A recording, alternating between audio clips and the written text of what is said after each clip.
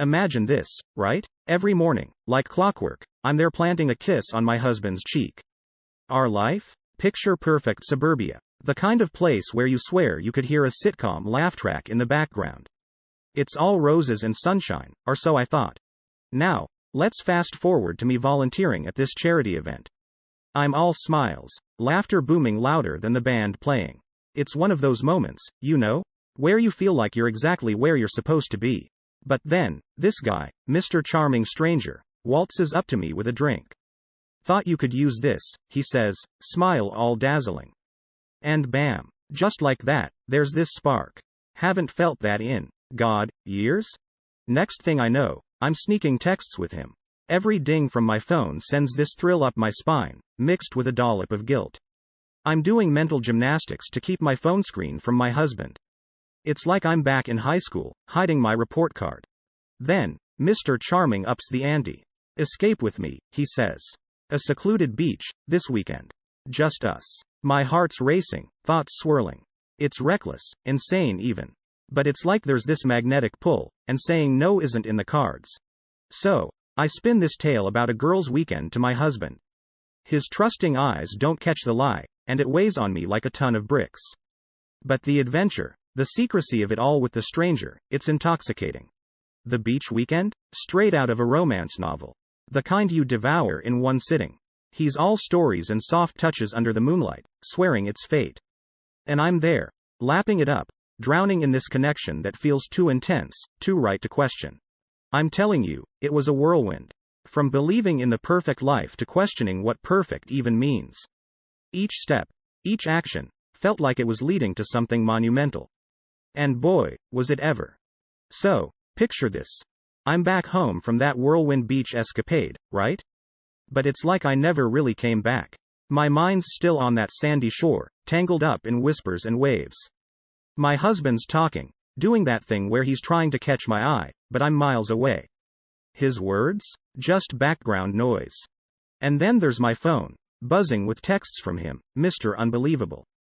Every beep, every buzz, it's like a shot of adrenaline. Sneaking glances, hiding smiles, I'm in this bubble where it's just him and me. It's exhilarating, but, let me tell you, it's exhausting too. Before I know it, I'm slipping. Missing meetings, bailing on friends, all because I'm too caught up in this, whatever it is. It's like I'm on this high, and everything else just doesn't measure up. My world's shrinking, and it's all because I can't resist that next message, that next secret rendezvous. Then, my husband, bless him, starts putting two and two together. He's no fool. Notices my long absences, the perpetual glow on my face that sure as heck isn't from the skincare routine he knows I don't have. He's looking at me, really looking, and I can see the wheels turning. One day, he finds it. A receipt from the beach resort, just casually hanging out in my purse. The look on his face? It's like I punched him in the gut. What's this? He asks, voice all shaky.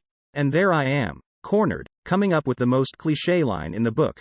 I needed some space, some time to think. The hurt in his eyes, it's like I'm watching his heart crack right there and then. But do I stop? No, sir. The affair? It's like a runaway train now. We're sneaking off whenever we can, making promises under a blanket of stars, promises that feel too big, too heavy to carry in the light of day. It's reckless, heady, and completely, utterly unsustainable. And there I am, caught in the middle of this mess, spinning lie after lie, watching the world I built with my husband crumble around me. It's a house of cards, and I just pulled the bottom one out. Hey everyone, I hope you're enjoying the video so far. If you do, please take a moment to hit that like button.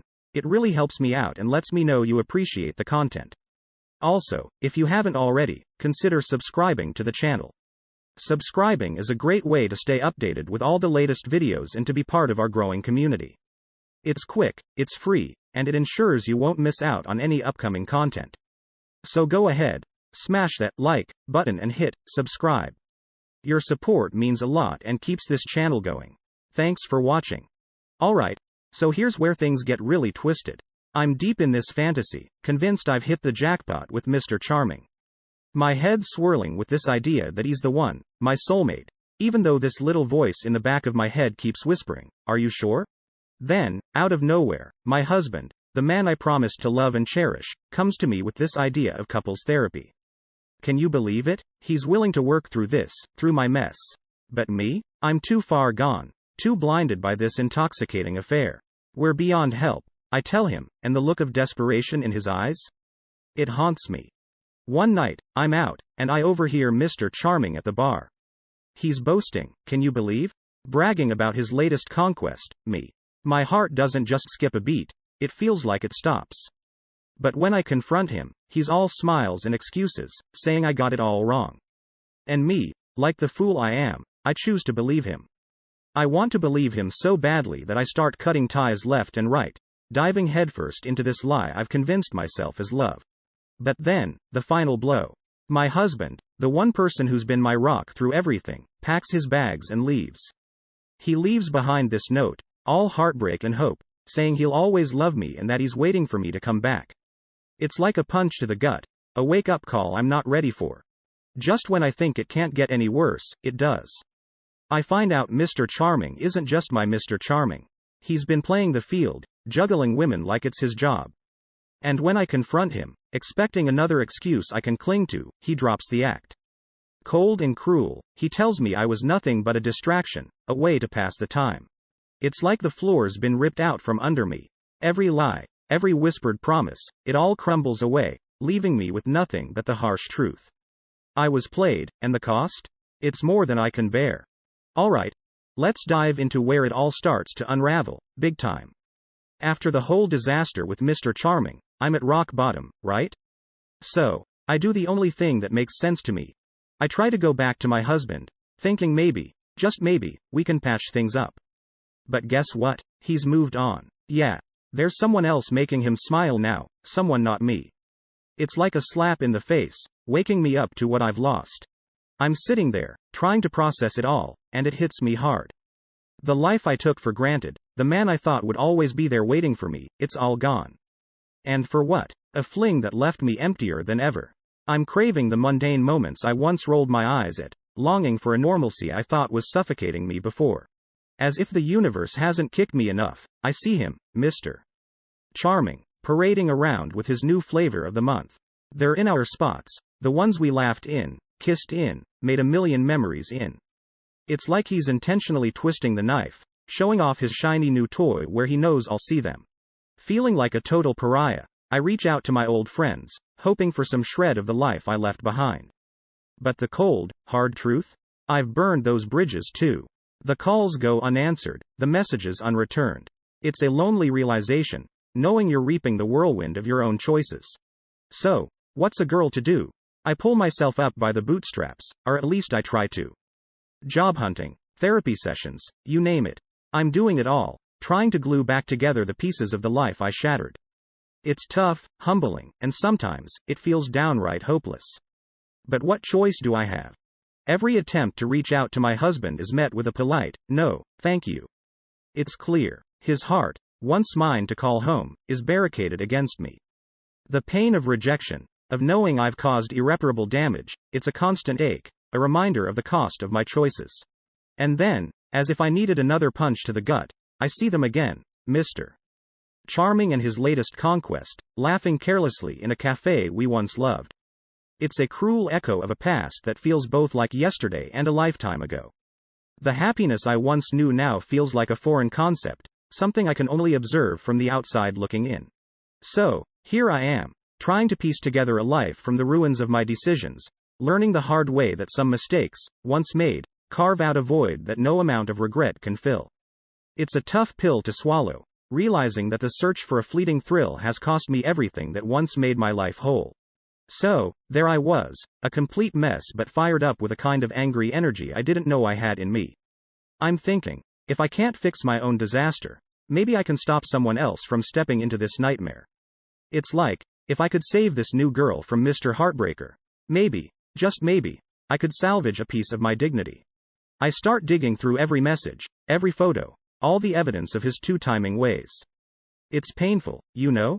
Reliving those moments, but with eyes wide open this time. I compile it all, this damning dossier on the man I once thought was my forever. Then, in the dead of night, fueled by a mix of wine and wild resolve, I send it all off to her, the new girl. Anonymously, of course. There's this part of me that's hoping she'll see the light, ditch the guy, and save herself a world of hurt. But then, the backlash. He finds out. Shows up at my door, all fury and accusation. Jealous? Petty? Me? I want to laugh in his face, but his words, they slice through me. Because, deep down, part of me wonders if he's right. Word gets out, because of course it does. Small town, smaller circles. Suddenly, I'm not just the woman who wrecked her own marriage. I'm the vindictive ex-lover, the crazy lady spreading lies. Friends, are those I thought were friends, they start keeping their distance. It's like I've got this scarlet letter branded on me. And then, the kicker. She stays with him. Despite everything, she chooses to believe his lies over the cold, hard proof. It's a gut punch, realizing my grand gesture of warning was for nothing. The world I knew, the people I cared about, it all seems to slip further and further away. I hit rock bottom, feeling more isolated than ever. But then, something shifts. Maybe it's desperation. Maybe it's a search for meaning in this mess, but I turn to volunteer work. I pour myself into it, helping those who have nothing to do with my past, my mistakes. It's not redemption, not really, but it's a start. A way to fill the days, to try to make sense of the chaos I've caused. Slowly, I start to find a bit of peace, not in the forgiveness of others, but in the act of giving. It's no fairy tale ending, no sudden epiphany where everything makes sense. But it's something. A glimmer of hope in a story that's had too little of it. Here's the thing. Life's got this funny way of kicking you when you're down. Just when I thought I'd hit rock bottom, I see it. My husband's wedding pictures plastered all over social media. There he is, all smiles, looking at his new bride the way he used to look at me. It's like a punch to the gut, a stark reminder of the life I threw away for a fleeting fantasy. Fast forward a bit, and I'm at this local event, trying to blend into the background. But then, across the crowd, I spot him, Mr. Charming, the cause of all my woes. Just seeing him there, it sends this sharp pang of regret through me. What was I thinking? As I'm leaving, trying to keep my head down, I overhear the whispers. That's her, the woman who chose a stranger over her husband. It's like I'm wearing a scarlet letter, a label I can't shake off. It stings, knowing that's how I'm defined now, by my worst mistake. So, I do what any sensible person in my shoes would do. I find a new place to call home. A small apartment, nothing like the warm, inviting home I once shared with my husband. It's cold, impersonal, a constant reminder of how much I've lost. But then, something unexpected happens.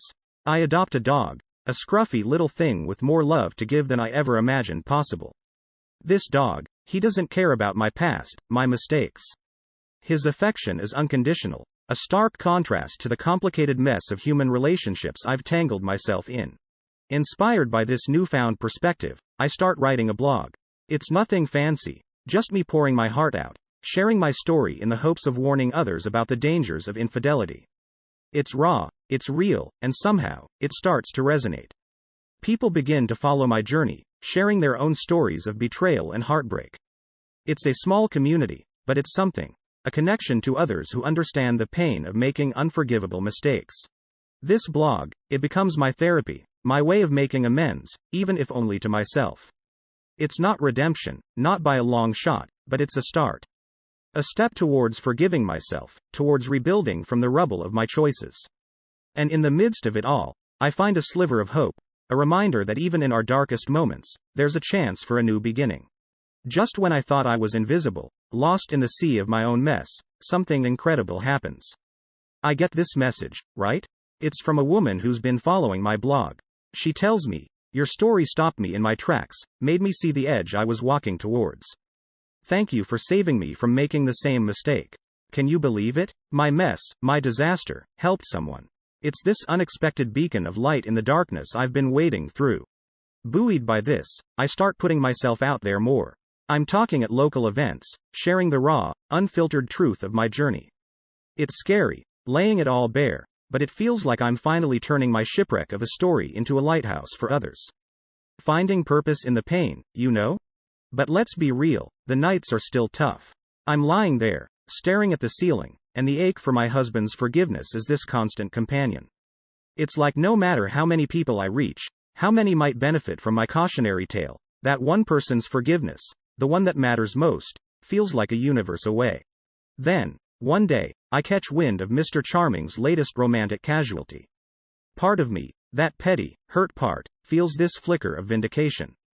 But it's fleeting, gone as quick as it came because, at the end of the day, it changes nothing of my own situation. I'm out walking the dog, right? This little ball of fur that's become my shadow. We're passing through the park, and it's like I've stumbled into couple central. Everywhere, people holding hands, wrapped up in their own little worlds. And there's me, feeling every inch the outsider. This is where it hits me, the full weight of what I've lost. I find this bench, a little island in the midst of all this love and life going on around me. I'm sitting there, just me and my thoughts, and my hand goes to my wedding ring. It's still there, a band of cold metal, but it might as well be a chain around my heart. It's in this moment, this quiet, piercing moment, that I realize no amount of blogging, speaking, or sharing can fill the void left by my choices. No amount of public redemption can stitch back together the fabric of a heart torn by betrayal and regret. So, there I am, alone on a park bench, the symbol of my broken vows heavy on my finger. It's a sobering end to a chapter I never thought I'd write. But here's the thing about stories, especially the real, messy, human ones. They don't always wrap up neatly with a bow. Sometimes, they just end, leaving you with nothing but the lessons learned and the hope that maybe, just maybe, tomorrow might be a little